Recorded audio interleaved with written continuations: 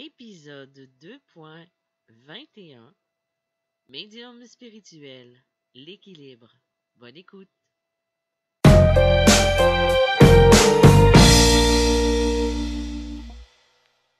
Bonjour, bienvenue dans Médium spirituel. Mon nom est Isabelle B. Tremblay. Je suis auteure du livre Médium malgré moi, de Passeur d'âme et des chemins de l'âme. Et je suis aussi médium conférencière dans le domaine de la spiritualité et du développement personnel.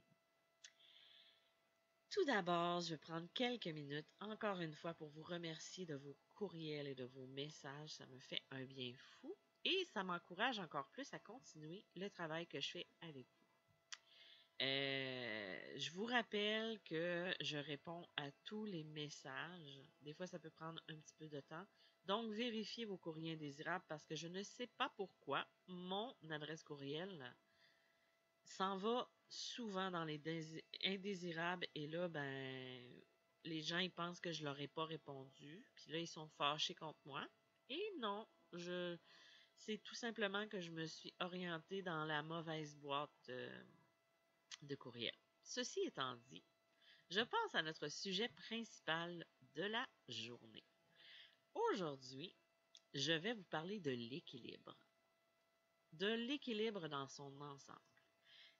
Vous savez, pour faire ce que je fais aujourd'hui, j'ai dû avoir, j'ai pas dû avoir, mais j'ai dû atteindre une forme d'équilibre dans ma vie afin d'être capable de pouvoir guider les autres et aussi de pouvoir pratiquer ma médiumnité. Je le répète souvent, ça ne suffit pas simplement d'avoir des dons. Oui, c'est quelque chose de vraiment, vraiment important, mais si on a quelque chose, si on a un diamant brut en soi, on a besoin d'aller le travailler et d'aller le polir pour pouvoir en faire quelque chose de plus fort et de plus grand. C'est la même chose. Céline Dion, elle a une voix, elle a une voix qu'elle a travaillée. Oui, elle avait déjà quelque chose à sa base, mais il a fallu qu'elle le travaille aussi pour que le maintenir. C'est la même chose pour le pianiste.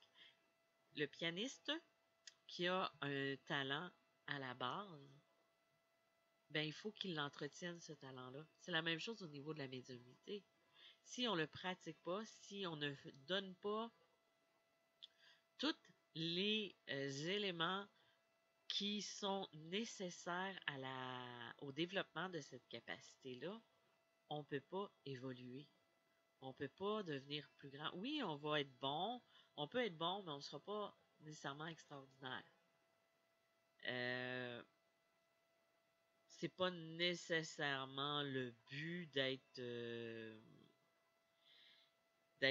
extraordinaire, mais sauf que c'est bien aussi des fois de pouvoir être capable euh, de croire en soi puis de croire au message qu'on va recevoir. Parce que c'est comme n'importe quoi, c'est un ensemble de tout. Et d'où je veux venir, dans la direction dans laquelle je me dirige, c'est que l'équilibre entre le ciel et la terre, c'est vraiment la base en spiritualité. Souvent, l'image que j'ai en canalisation, c'est vraiment d'être debout, d'avoir le prolongement de nos pieds qui s'enfonce dans la terre et qui va s'enrouler au nœud de la terre, au noyau de la terre, et de voir la tête qui se prolonge dans une lumière qui va rejoindre l'univers, qui va rejoindre le tout.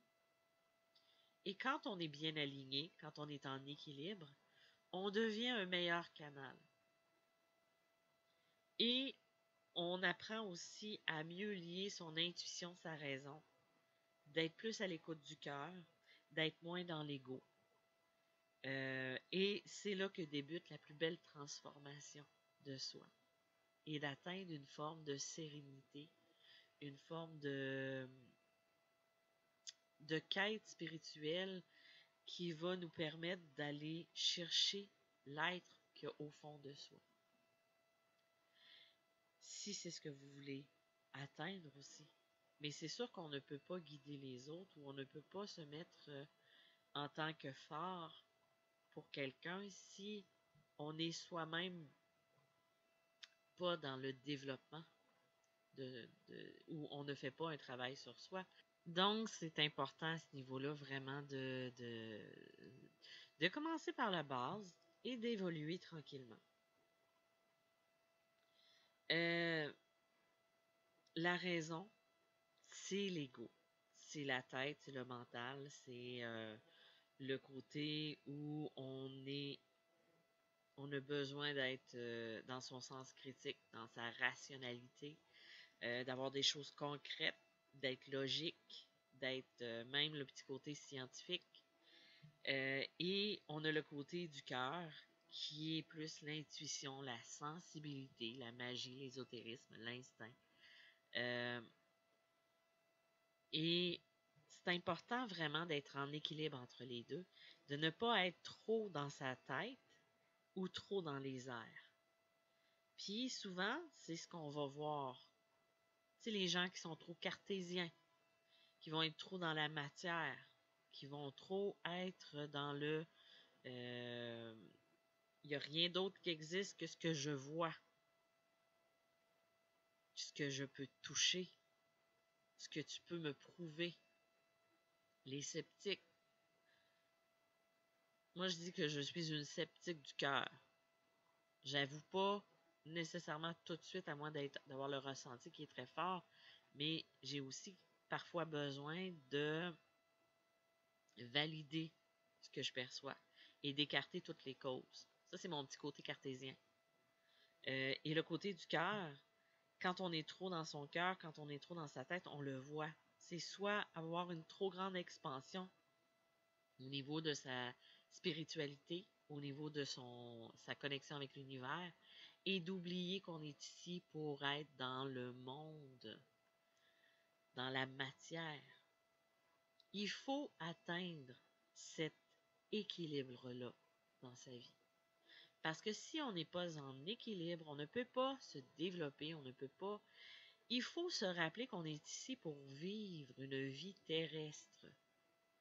C'est-à-dire que on va être ici pour manger, pour boire, pour vivre des relations, pour être en communication avec des gens ici, tout en gardant cette connexion au niveau de notre spiritualité, du grand tout, de ce qu'on croit, de nos croyances, notre côté invisible.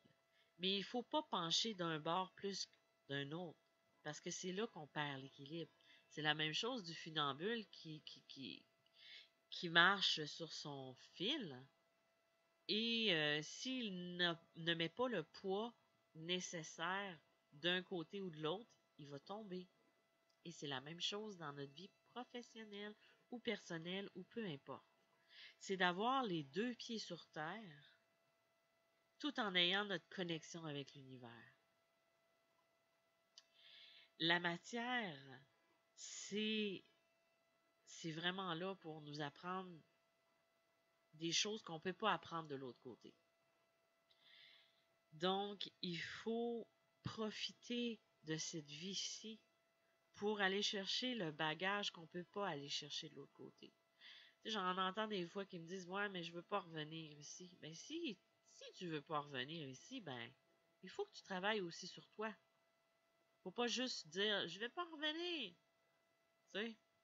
Là, c'est mon imitation de la personne qui est pas contente de revenir, là. Mais c'est ça, c'est que on va revenir tant et aussi longtemps qu'on n'a pas tout appris. Tant et aussi longtemps qu'on ne comprendra pas que telle chose est là pour nous apprendre la résilience, par exemple, ou telle chose est là pour nous apprendre. C'est comme à l'école. Quand on veut pas recommencer une matière, ben, on s'arrange pour pouvoir la terminer de la bonne façon. Tu sais, par exemple, une personne qui est trop dans la matière, elle n'aura pas ou très peu de spiritualité, elle n'aura pas nécessairement de croyance, elle va croire en elle, c'est bien, il n'y a rien de mauvais à ça. Par contre, elle va se fermer aussi à tout ce qui est possible.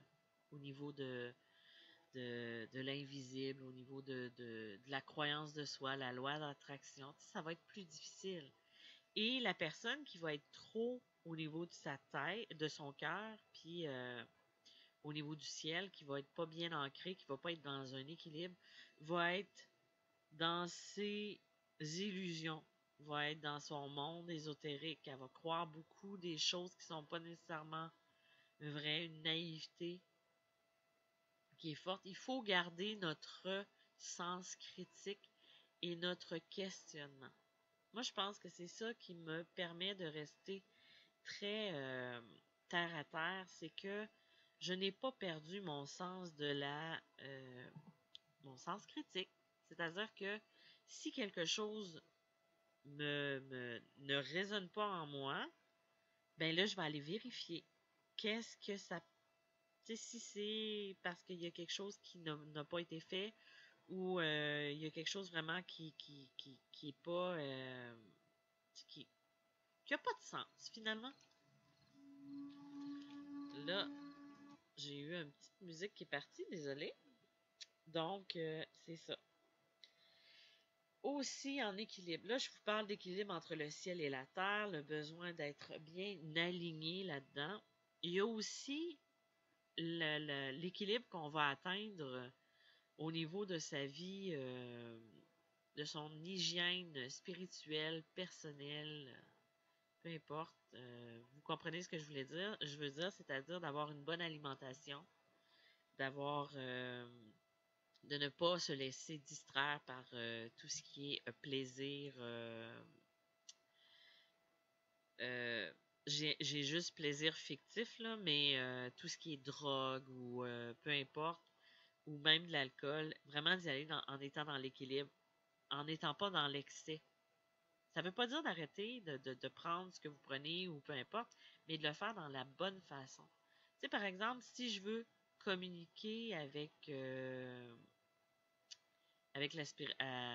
mes guides ou avec des défunts, ben il faut que j'aie quand même un équilibre dans ma vie quotidienne, dans ce que je vais boire, de ce que je vais manger, dans les activités que je vais pratiquer, pour pouvoir être un bon canal. Parce que comme je disais, si on n'est pas bien en équilibre, si on n'est pas dans un équilibre parfait, il va se créer des blocages au niveau du canal. Et ça, ben, ça va empêcher les communications d'être plus fluides. Tu par exemple, si on est trop porté sur le mental, les messages qu'on va avoir, ben, ils peuvent être influencés par justement ce côté très cartésien qui s'installe en soi. Mais d'un autre côté, si on a un côté qui est plus euh, spirituel, puis que c'est dans l'excès et qu'on perd son sens critique, puis qu'on perd son sens, ben là, ça se peut que ça soit un petit peu trop ésotérique. Tu sais, il y a deux extrêmes. Tu sais, des fois, c'est pour ça que c'est important de garder son petit côté. Ça fait-tu du sens pour moi? Est-ce que ça résonne en moi? Parce que si ça ne résonne pas, ça sert à rien de s'acharner dans une direction qui a, qui fait pas, qui nous donne pas envie d'y aller. Ou ou bien que ça soit juste, tu sais, de la poudre aux yeux. Je sais pas, j'ai l'impression de parler, puis je me demande si ça fait du sens pour vous, ou ce que je dis fait du sens, mais j'imagine que si je le dis, c'est parce que ça doit être dit. Donc, quand j'ai commencé à m'intéresser davantage à la médiumnité, il y a 11 ans, c'était quelque chose que je m'intéressais quand même depuis l'enfance, mais c'est quelque chose qui a été de plus en plus fort où j'ai eu l'appel, l'éveil. C'était en 2008-2009, puis c'est en 2010 que j'ai vraiment appris qui j'étais et tout ça, ce que j'étais capable de faire. Euh, J'étais pas aussi équilibrée que je le suis maintenant. Je portais un lourd bagage émotionnel, je portais des blessures qui étaient encore très à vivre. Et à ce moment-là, je sais que je n'aurais pas pu accompagner les gens que j'accompagne aujourd'hui. Ça ne veut pas dire que j'ai plus de blessures, puis ça ne veut pas dire que j'ai plus de blocage, mais j'arrive à les travailler et à prendre le temps de m'arrêter pour essayer de comprendre pourquoi je vis cette émotion-là, qu'est-ce que je peux faire pour m'en délivrer, pour ainsi atteindre un équilibre dans mon quotidien, dans ma vie quotidienne, qui soit sain. Dans le fond, c'est ça. L'équilibre, c'est quelque chose de sain qu'on va atteindre dans sa vie et qui va nous permettre de pouvoir se développer encore plus fort. Et là, je ne parle pas juste au point de vue de la médiumnité ou de la spiritualité, mais dans un point de vue en lien avec notre vie de tous les jours. Parce que c'est pas juste ça, la vie. C'est pas juste soit de se donner. Tu sais, parfois, j'ai des gens, puis je pense que j'en ai déjà parlé dans d'autres podcasts précédents, si vous les avez écoutés. Des fois, j'ai des gens qui me demandent, mais qu'est-ce que tu fais dans ta vie après avoir canalisé, puis après avoir... Comme si ma vie ne se résumait qu'à être connecté avec les anges, à être connecté avec les défunts. C'est plus que ça. Moi, quand j'ai terminé mon travail avec les gens, je m'en vais me faire à dîner, je m'en vais m'installer devant la télé, je vais écrire, je vais chanter, je vais m'amuser, je vais faire des trucs qui me font du bien, je vais lire un livre. La vie, c'est un ensemble de tout. Et il faut arriver à être en équilibre là-dedans. C'est sûr que moi, la semaine, quand je fais mes consultations, le soir, je me couche à une heure raisonnable. Je ne bois pas d'alcool. Je ne... je fais pas exprès pour sortir. Mais là, c'est sûr que la situation actuelle ne permet pas les grosses sorties parce qu'on a un couvre-feu. Mais je veux dire, je vais pas sortir dans un restaurant, aller boire avec mes amis, me coucher à 3 heures du matin et à 9 heures avoir ma première cliente. J'ai un rituel, j'ai atteint un équilibre qui permet d'être de justement pas tomber dans un excès ou dans un autre. Et si je bifurque de cette voie-là, je le sais tout de suite parce que je le ressens dans un point de vue émotionnel puis dans un point de vue de ma santé. Par exemple, cette semaine, j'ai eu une grosse semaine. Et je le ressens parce que je me comprends assez puis je m'écoute assez pour me dire que c'était trop. Parce qu'énergétiquement, je le ressens, je suis fatiguée. Et même si j'ai énormément d'énergie, un projet en arrête pas un autre. Et je continue quand même si je suis fatiguée, parce que dans le passé, je donnais beaucoup trop. J'étais beaucoup trop dure avec mon corps, puis je m'écoutais pas. Sauf que aujourd'hui, j'apprends à m'écouter. Là, je fais un petit peu comment je pourrais dire ça?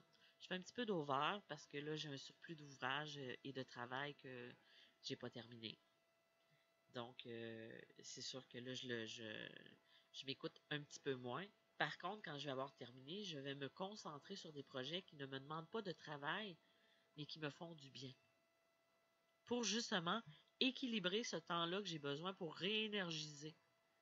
Euh, pour me réénergiser et être plus en forme. Donc, c'est ça, finalement, être en équilibre. Si vous voulez faire, tu sais, par exemple, c'est dans les premières choses que je vais apprendre au niveau de mes, comment je pourrais dire, de mes coachings et tout ça, c'est d'essayer d'atteindre un équilibre qui va permettre de se développer, peut-être pas aussi vite qu'on le voudrait, mais qui va perdurer dans le temps. C'est pour ça qu'il faut instaurer des rituels, qu'il faut instaurer des trucs qui vont nous ramener de la bonne façon. L'équilibre va se trouver dans différentes sphères de notre vie, que ce soit dans la vie amoureuse, que ce soit dans la vie personnelle, que ce soit dans les relations avec les autres, que ce soit dans le travail aussi. C'est sûr que il faut atteindre une forme de constance pour pouvoir être bien. Et quand quelque chose ne nous fait plus du bien, on l'arrête. C'est tout. Ben, c'est tout. C'est déjà beaucoup. Donc, je pense que ça résume assez bien le fait d'être en équilibre dans sa vie. Ça, vous pouvez vous donner des trucs puis d'instaurer des rituels dans votre vie quotidienne. Ça peut être une spiritualité qui est saine. Ben, c'est sûr, c'est la protection, c'est de se remettre en confiance dans des rituels. Parce que les rituels que je fais sont pas obligatoires ou que j'enseigne sont pas obligatoires, mais ils permettent d'atteindre une forme de confiance en soi. Et ça, c'est ce qui fait défaut puis ce qui bloque encore plus les gens au niveau de développer leur capacité. Donc voilà, c'était mon sujet pour la semaine. J'espère que c'était pas un sujet super hot ou super fort, mais je pense que j'avais besoin d'en parler aujourd'hui.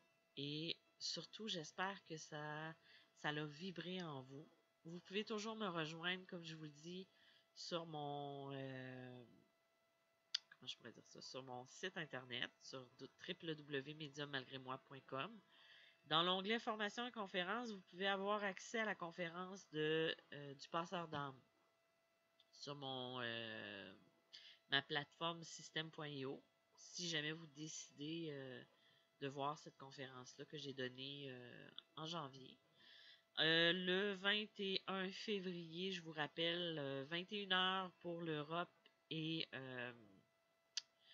15h pour le Québec, le Canada. Ce sera ma conférence sur la réincarnation, le chemin de vie. Je vais vous parler de les blessures d'âme, de tout ce que c'est le retour dans les vies antérieures. Si ça vous intéresse, les billets sont en vente sur Eventbrite, mais directement à partir de ma page Facebook. Je vous dis merci encore une fois d'être présent semaine après semaine et je vous dis à bientôt. Bye bye!